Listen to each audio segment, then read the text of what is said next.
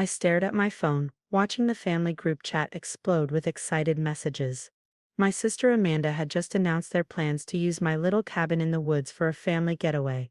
The cabin they thought was just a modest mountain retreat I'd bought with my mediocre software developer salary. James can sleep in the loft. Mom typed enthusiastically. I call the master bedroom. Amanda chimed in.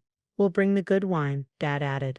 I leaned back in my leather chair gazing out from my penthouse office at the mountain range in the distance. Through my security feeds, I could see the final touches being added to what was now the Crown Valley Luxury Resort and Spa, a 200-acre property, with the original cabin serving as the centerpiece of a $300 million development. Don't forget to stock up the fridge, little brother. Amanda added to the chat. We know you're hardly ever there anyway. Little did they know I was there every week, overseeing the construction of what would become the most exclusive mountain resort in 3 states. The humble cabin they remembered from 2 years ago now anchored a sprawling complex of luxury suites, a world-class spa, and 5-star restaurants. I switched camera views on my tablet, watching as workers installed the last of the smart home systems in the main lodge. The grand opening was scheduled for next month, but everything was essentially ready now.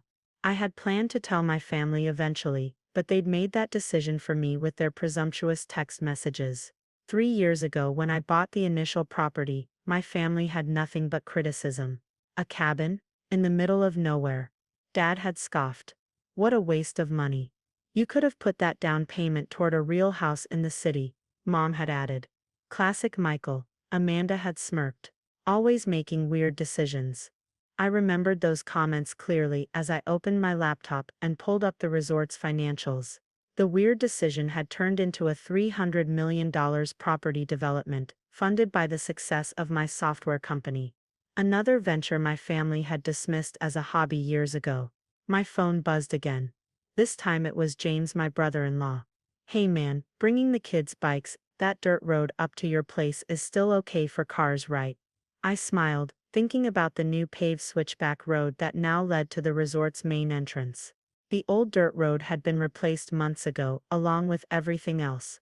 Sure, James. The road's fine, I replied, keeping up appearances for just a little longer. My assistant Sarah knocked on my office door. Mr. Anderson, the resort manager needs your final approval on the staff uniforms, and the sommelier has finished stocking the wine cellar. Thanks, Sarah. Tell them I'll be up there tomorrow morning for the final inspection. She nodded and left, closing the door quietly behind her. I turned back to my security feeds, switching to the camera that showed the original cabin. It had been completely renovated, transformed into the resort's premium suite while maintaining its rustic exterior charm. The interior now featured handcrafted furniture, a state-of-the-art kitchen, and floor-to-ceiling windows overlooking the valley.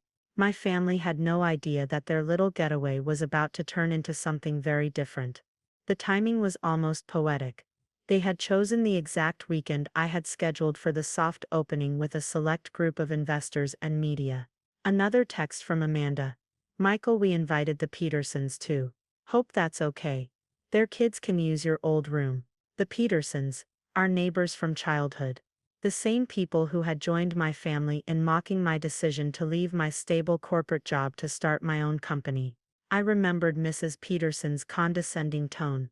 Such a shame to waste your education on a risky startup. That risky startup had grown into Summit Technologies, now valued at $2.1 billion. But I had kept that success quiet, working behind the scenes while my family continued to treat me like their struggling younger sibling. I opened my calendar and sent a quick message to my events team. Add the Anderson family to the VIP list for Saturday's soft opening. Full access passes. Then I typed a reply to the family chat. Sounds great. See you all there. My phone immediately lit up with surprised responses. You're actually coming. Mom wrote, don't you have to work? Amanda added. First time for everything. Dad chimed in. If they only knew how much work I'd actually been doing up here. The resort wasn't just a luxury getaway, it was a technological showcase. Every aspect was controlled by Summit Technologies' latest smart systems, from the automated room service to the predictive maintenance protocols. I spent the next hour reviewing the final security protocols with my team. The resort's AI system could track every guest's location, preferences, and needs in real time. It was the perfect blend of luxury and innovation. Exactly what I had envisioned when I'd first looked at that worthless piece of mountain property. As evening approached, I decided to head up to the resort for a final personal inspection.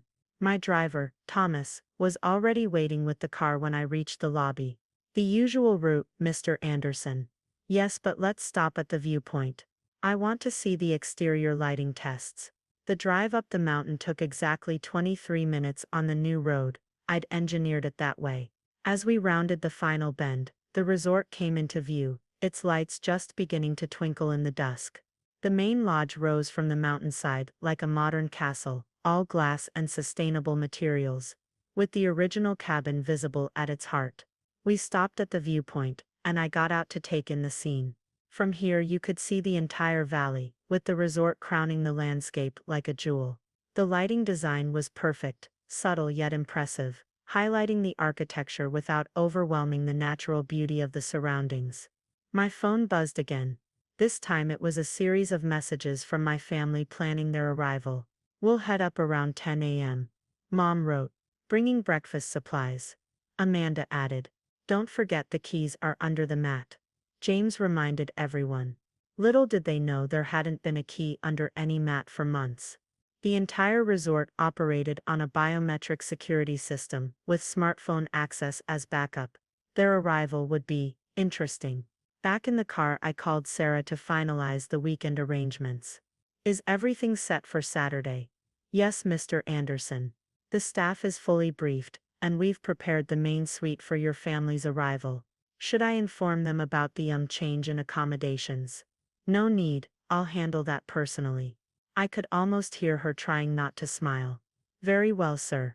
The media team will arrive at 9 a.m. for the pre-opening coverage.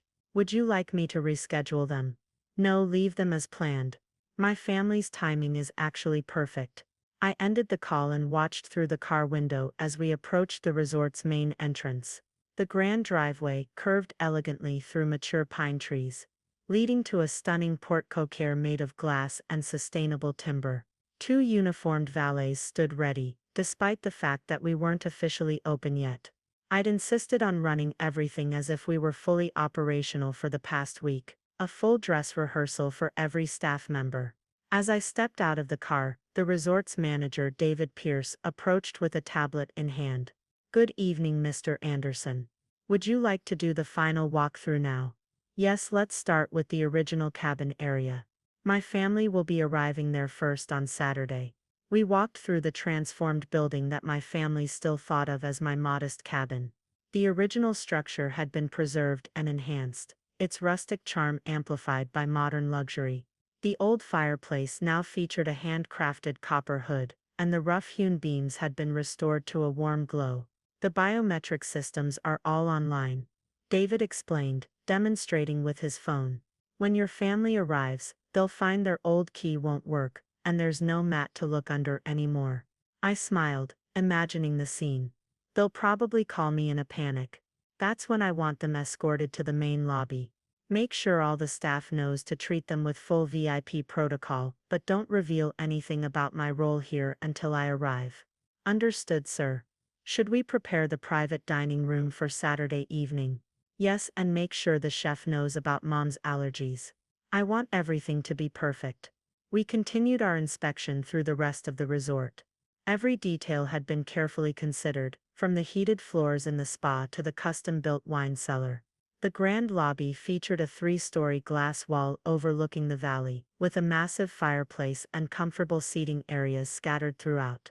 The media packets are ready, David mentioned as we finished our tour. We've highlighted the sustainable design elements and the integration of Summit Technologies systems. The Forbes reporter seemed particularly interested in the smart energy management features. I nodded, thinking about how my family still believed I played around with computers for a living. The resort's technology was years ahead of anything else in the industry, all powered by the company they'd dismissed as my hobby. Back in my private office suite at the resort, I reviewed the guest list for Saturday's soft opening. In addition to my family and the Petersons, we would be hosting several tech industry CEOs, 3 travel magazine editors, and a handful of social media influencers. The contrast between my family's expected casual cabin weekend and the actual event would be striking. I pulled up the security camera feeds one last time before heading back to the city. The resort was quiet now, but in less than 48 hours it would be full of life. And my family would finally understand exactly what their struggling younger son had been up to all these years. As Thomas drove me back down the mountain, I thought about the journey that had led to this moment. Every dismissive comment, every condescending piece of advice, every family dinner where they talked about their successful careers while patronizing my choices. It had all fueled my determination to succeed on my own terms. My phone buzzed with one final message from Amanda. "Don't worry if you can't make it this weekend, little brother. We know how busy you are with your computer stuff." I smiled and put the phone away without responding. Saturday couldn't come soon enough. Saturday morning arrived with perfect mountain weather. I watched through the security feeds as 3 cars wound their way up the old dirt road entrance, only to find it blocked by an elegant gate with Crown Valley Luxury Resort and Spa written in gleaming letters. Amanda's red SUV was in the lead, followed by our parents' sedan and the Petersons' minivan. I switched camera views to get a closer look at their reactions. Right on cue, my phone started ringing. "Michael, there's some resort blocking the road to your cabin." Amanda's voice was pitched high with annoyance. "And there's no dirt road anymore." "Really?" I kept my voice casual. "That's strange. Why don't you follow the new road up to the main entrance? Someone there will help you." "Main entrance?" "Michael, what's going on? We drove 3 hours to turn." "Just follow the signs, Amanda. I'll see you soon." I ended the call and switched to the entrance camera feed. The 3 cars reluctantly followed the paved switchback road, finally pulling up under the impressive porte cochere. The reception was in full swing when my family reappeared, now properly dressed in clothes that my personal shopper had delivered to their suites. Mom wore an elegant blue dress that actually suited her, while Amanda had chosen a black cocktail dress that helped her blend in with the other VIP guests. Dad looked uncomfortable but distinguished in his new suit. I watched them navigate the crowd, noting how they flinched each time someone important approached them with, "Oh, you're Michael Anderson's family, we've heard so much about you." The irony wasn't lost on anyone, these business leaders and tech innovators treating my family with deference, while just hours ago they'd been planning to raid my mini fridge and sleep in sleeping bags on my cabin floor. "Your family seems a bit overwhelmed," David observed, appearing at my elbow with a champagne flute. "They'll adjust," I replied, taking the glass. "How are the Petersons doing?" "Mrs. Peterson is currently explaining to everyone who'll listen how she always knew you had potential. The daughters are live streaming from the spa." I smiled. "And the media, loving every minute. The Forbes reporter is particularly interested in the local boy makes good angle. She's requesting a private interview. Schedule it for next week. Right now I need to have a conversation with my family." I made my way through the crowd toward the private dining room I'd reserved. As I passed, I caught snippets of my family's conversations with other guests. "Taught him everything he knows about business," Dad was saying to a group of investors who exchanged knowing looks. "Always supported his dreams," Mom insisted to a tech journalist, who was clearly trying not to smirk. "Practically grew up together," Amanda was explaining to a famous venture capitalist, conveniently forgetting years of mockery. I approached them individually, quietly informing each to meet me in the private dining room in 10 minutes. The Petersons tried to follow, but David smoothly intercepted them with an offer of a private spa tour. When my family assembled in the dining room, the atmosphere was thick with tension. Through the floor-to-ceiling windows, the sunset painted the mountains in brilliant oranges and purples, a million-dollar view that none of them seemed to notice. So I began, settling into my chair at the head of the table. "I believe we have some things to discuss." "Michael," Mom started, her voice trembling. "We had no idea." Clearly I interrupted. "That was rather the point. Why didn't you tell us?" Amanda demanded, but her usual aggressive tone was muted. "All these years you let us think." "Let you think what, Amanda? That I was a failure, that I was wasting my life, that I needed your constant advice and criticism." "We were trying to help," Dad protested weakly. "Were you?" I leaned forward. Was it helpful when you told everyone at Christmas dinner 2 years ago that I was still playing with computers while Amanda had a real career in middle management? Amanda had the grace to look embarrassed. Or when you, I turned to Mom, told the entire family not to invest in my little computer projects because it would never amount to anything. We were worried about you, Mom whispered. No, I corrected. You were embarrassed by me. There's a difference. The silence that followed was deafening. Through the windows I could see the resort's lights beginning to twinkle on as darkness fell. Summit Technologies is now worth $4.2 billion, I continued calmly. This resort alone is worth nearly $500 million. I employ over 3,000 people, and our technology is used in smart buildings across the globe. We're proud of you, son, Dad tried. Now you are, I agreed. But I didn't build all this to make you proud. I built it because it was my vision, my dream. The same dream you all mocked. Amanda shifted in her seat. About this morning, the text about the cabin. You mean when you decided to invite yourselves and the Petersons to my property without asking? When you assumed you could just take over my space because in your minds I was still the family failure? We didn't mean, you never mean it, Amanda. None of you do, but you do it anyway.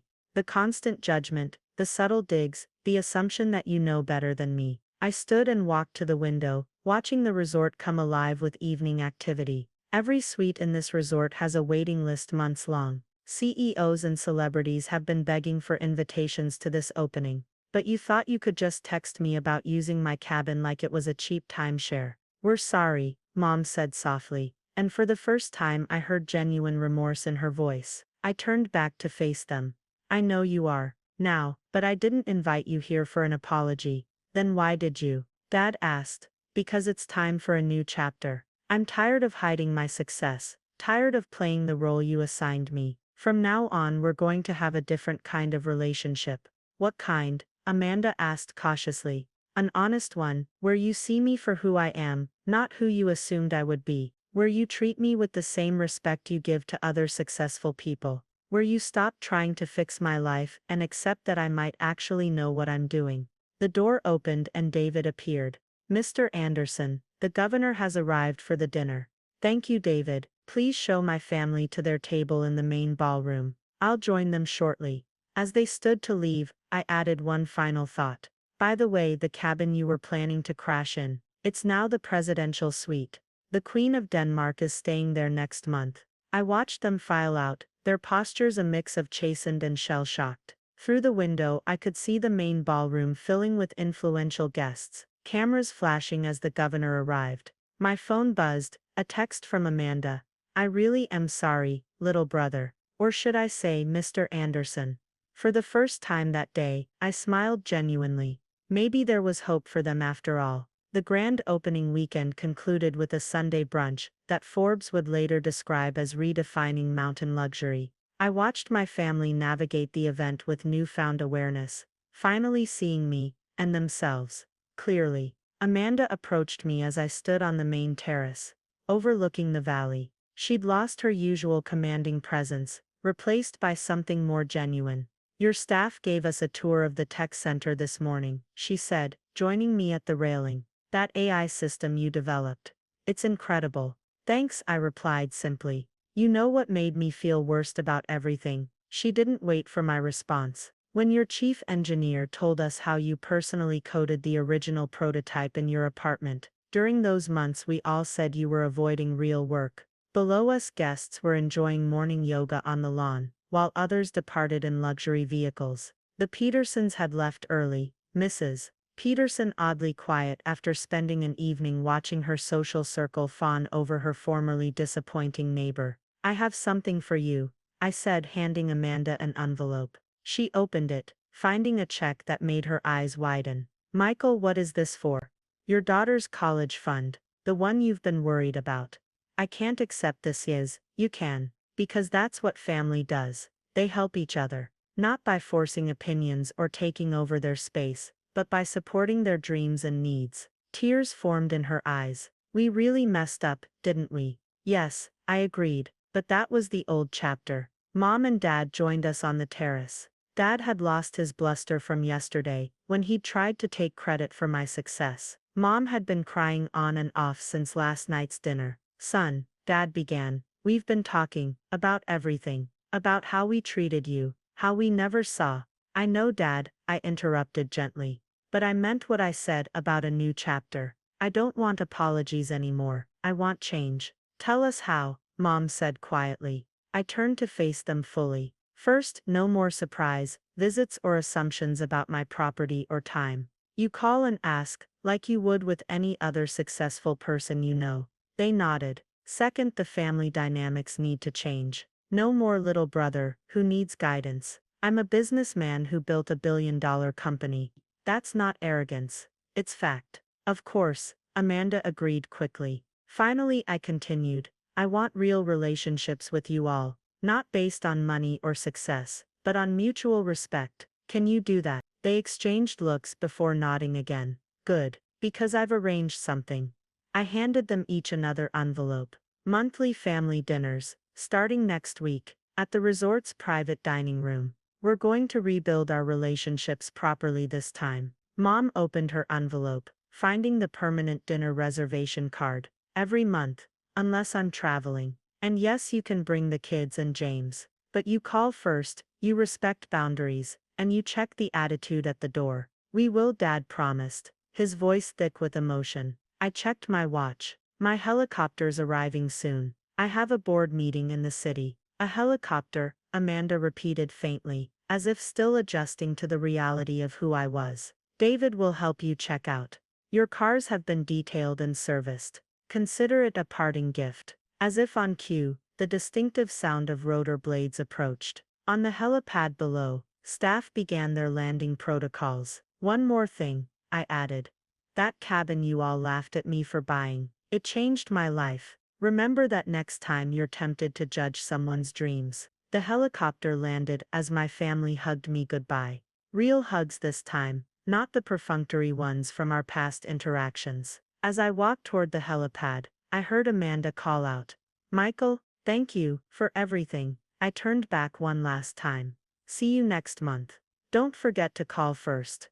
From the helicopter, I watched them grow smaller on the terrace. Below, Crown Valley Resort and Spa sparkled in the morning sun, a testament to believing in yourself when no one else would. My phone buzzed with a text from Amanda. Proud to be your sister, even if you don't need my advice anymore. I smiled, finally hearing what I'd always wanted from my family, not their pride in my success, but their acceptance of who I was. The helicopter lifted off, carrying me back to the empire I'd built. Behind me, the resort stood as a monument to perseverance, and ahead lay a future where my family would finally see me for who I'd become, not despite their doubts, but because of them. The end.